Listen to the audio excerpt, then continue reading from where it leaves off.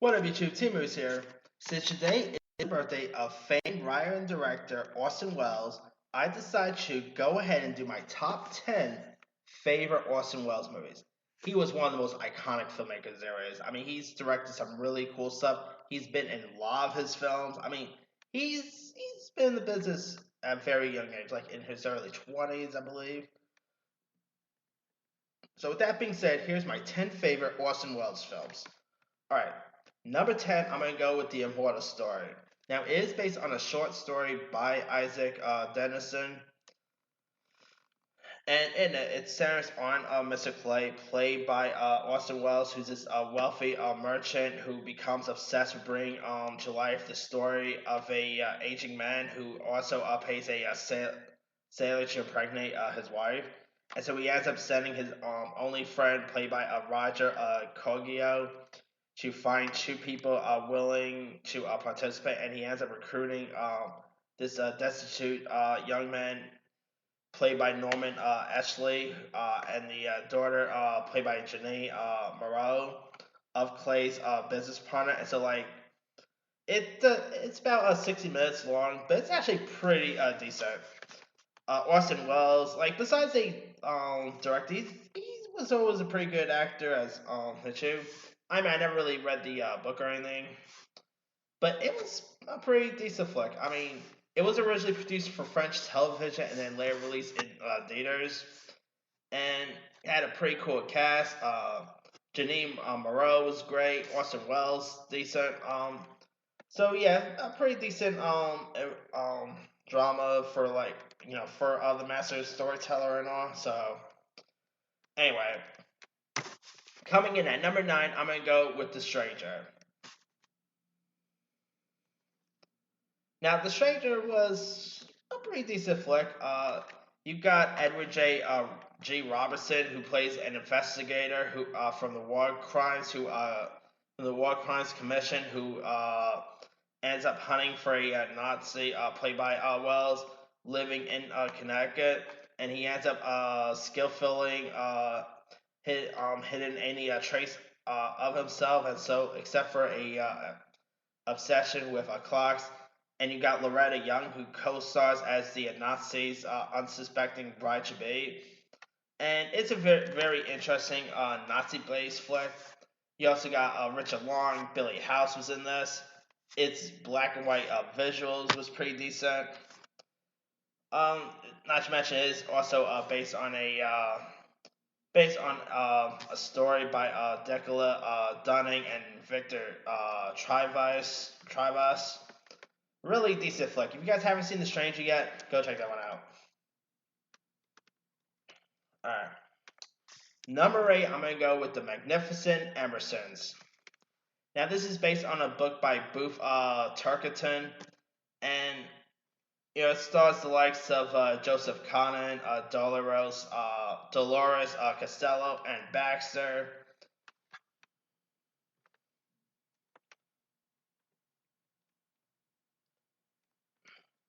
And it actually is over 40 minutes, and its runtime is 135 minutes. And in it, Tim Holt stars as this spoiled George Emerson Minifer, who conspires to keep his mother, played by Dolores Costello, from finding happiness with the automobile manufacturer, played by Joseph Conan. But despite falling in love with the man's daughter, played by Ed Baxter, Wells ends up faming their fall with the rise of the industrialism, which also destroys the natural world. And this film actually scored 4 Oscar nominations, including Best Picture, Best Actress, and all. I meant Best Supporting Actress, I must say. And this was actually Wells' follow-up, Shoe Scissors Cane. And it's a pretty decent, story. Granted, I never read the book or anything, but it has a really cool cast. Orson Welles was the narrator of this film, and Baxter was decent. Dolores Costello was great. If you guys haven't seen it, go check it out. Number 7, I'm gonna go with The Travel. starring Anthony Perkins, Wells, Janine Morrow. It is also based on a novel by Franz Kafka. And in it, Anthony Perkins, stars as Joseph K, who's this bureaucrat who ends up being arrested for a crime, but is never really told exactly, what he did. But the more he tries to find out what he's being accused of, the deeper in trouble he ends up, getting.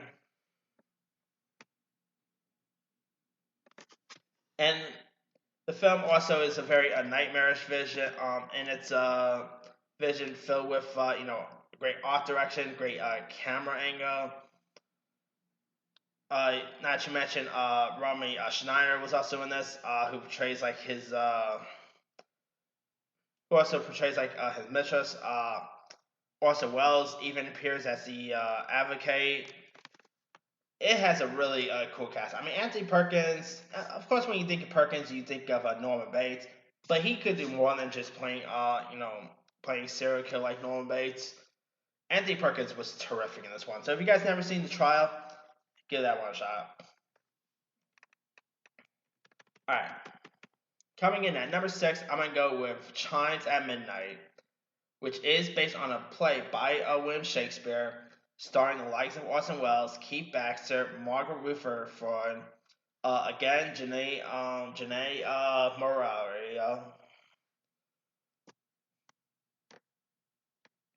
Now, of course, this tells the story of this drunken guy named Falstaff, played by Wells, who from his who of course appeared in a few other stuff like Henry V, to his off-screen death, and a few other Shakespearean tales. But Wells ends up but of course, choose the Century as the bombastic lumber. And of course, you got Keith Baxter, who portrays Prince Hal, who's far more braver than his friend. And you also got John Gillilood, Janae played the role of the terror sheet. Boy, Janae Moreau worked with Orson Welles a lot of times. But anyway, pretty good cast. This is actually not really a Shakespeare film I never really heard of when I first saw it. But Orson Welles was great. Really cool storyline. Great, very great, like the gritty battle of Shrewsbury was very impressive to watch.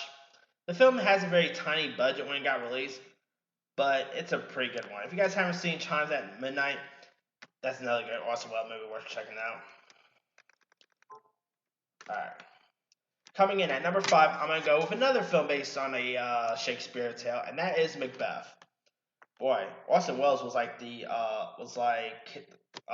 Branagh of that era, because he's done a lot of Shakespearean tales. Anyway, of course, Welles ends up playing the role of Thane of Glamis, who ends up receiving the prophecy from 3 witches that he will one day become a king of Scotland. And you got Jeanette Nolan, who portrays the role of Lady Macbeth. You also got Dan Larry, Roddy McDowall was in this, Alan Napier. Really decent. There's been lots of cool Macbeth adaptations, whether you talk about the Roman Polanski one or the Michael Fassbender one. This one really holds up very well. And yeah, really cool black and white tale. It's a classic here. So if you had not seen Orson Welles' version of Macbeth, it's a good one.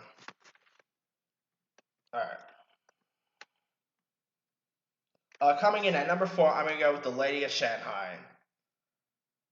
Now, this film, was based on a book by titled "If I Die Before I Wake" by Raymond Sherwood King.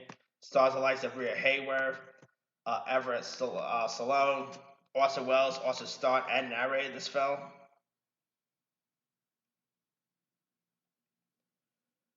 And fun fact, Orson Welles was also married to Rhea Hayworth back in the day too, so there's that.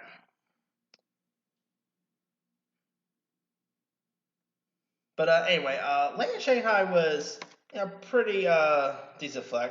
I mean, he ends up casting himself as this Irish sailor who becomes enchantress with this beautiful woman played by Rhea Hayward, and he ends up boarding the yacht owned by her wheelchair-bound husband played by Everett Stallone in an attempt to spend more time with her.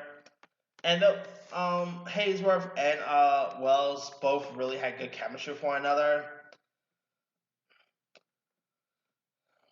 And of course, they were married, so obviously they're gonna have good chemistry with one another. Brie Hayward, she was a really iconic actress of of that era. Wells was terrific. I mean, if you guys have, it's a really nice romantic film of the '50s era. So if you guys haven't really seen The Lady of Shanghai, it's another Wells movie worth watching. All right. Speaking of Shakespeare, number three, I'm gonna go with Othello, which stars Orson Welles as the role of Othello, who when this secret match ends up being planned between Othello, who's this Moorish general, and Desmond Mona, played by Suzanne Cloter, the daughter of the senator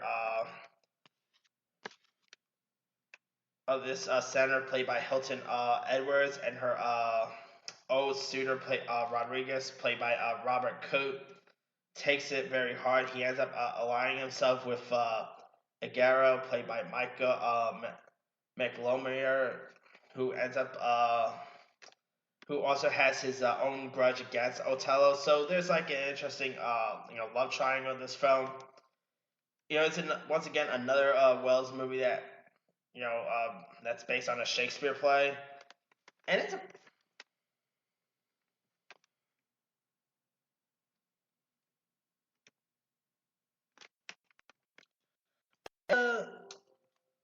yeah, Othello's a pretty decent one. Great. Of course, it has a really cool cast.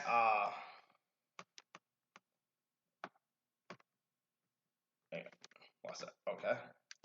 Anyway, there's been other cool adaptations of.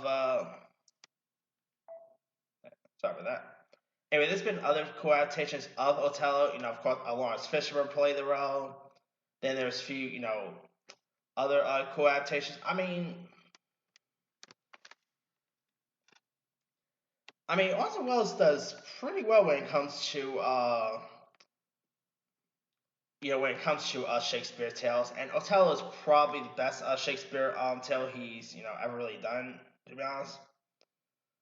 But anyway, all right, coming in at number two, I'm gonna go with the film Touch of Evil. Now, this stars Charlton Heston, and it's about this car bomb that ends up exploding on the American side of the U.S. Mexico border. And so you've got this Mexican drug enforcement agent named Miguel Vargas, played by Charlton Heston, who begins his investigation. And so you've got Orson Welles, who portrays the American police captain Hank Quinlan here, and it's a pretty decent one. You also got Joseph Calaria. Uh, the film was the film was actually released in 1958. You also had speaking of Psycho, you had Psycho star Janet Leigh, who's also, by the way, the mother of Jamie Lee Curtis. So there's a fun fact there. And this has some really cool cast lists. Orson Welles, Charlton Heston, Charlton Heston's always great. A really decent crime film, a great film noir movie of that era. So yeah, if you guys haven't really seen Touch of Evil, I'll tell you go check it out. All right, number one, obviously Charlton. Number one, obviously Orson Welles' best work. It's a no-brainer what his best work is. Number one is obviously Citizen Kane. Citizen Kane is a masterpiece of a film.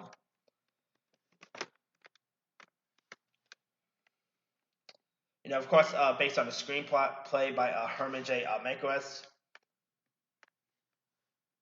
It is a really cool drama about the rise and fall of the newspaper publisher, and you got really a great cinematography here. The movie actually scored like 9 Oscar nominations for this flick for the film. And I mean, Citizen Kane is definitely, I'm so always been shocked. Like the movie's a masterpiece, and a lot of people always consider it a masterpiece, including myself. I'm always shocked to find out that Citizen Kane has never won, like, did not win Best Picture at the Oscars. So I'm always still flat surprised by that one. But of course, they also had really solid cast here. You had Wells, Joseph Cotton, Dorothy Demingore, Everett Salone.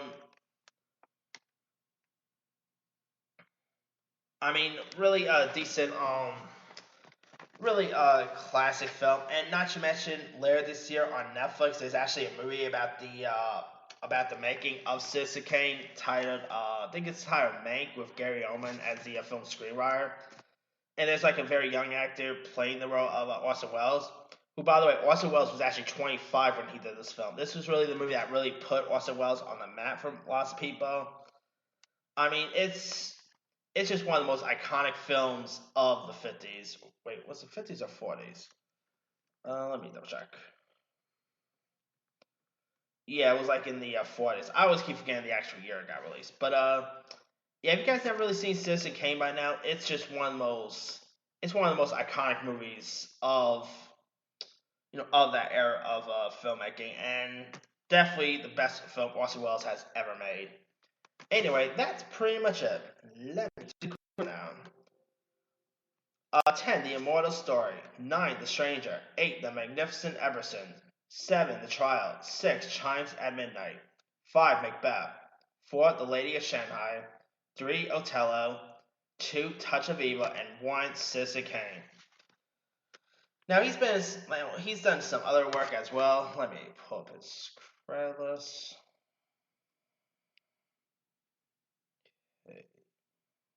He was actually in the Muppets movie, believe it or not. That was a pretty cool cameo.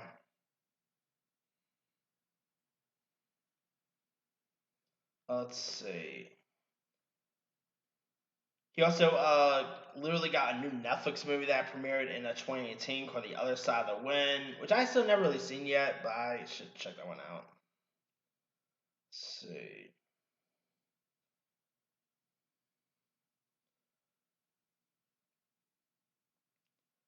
Um, The Dirt Man was pretty good. F for Fake. Uh, Don Quixote.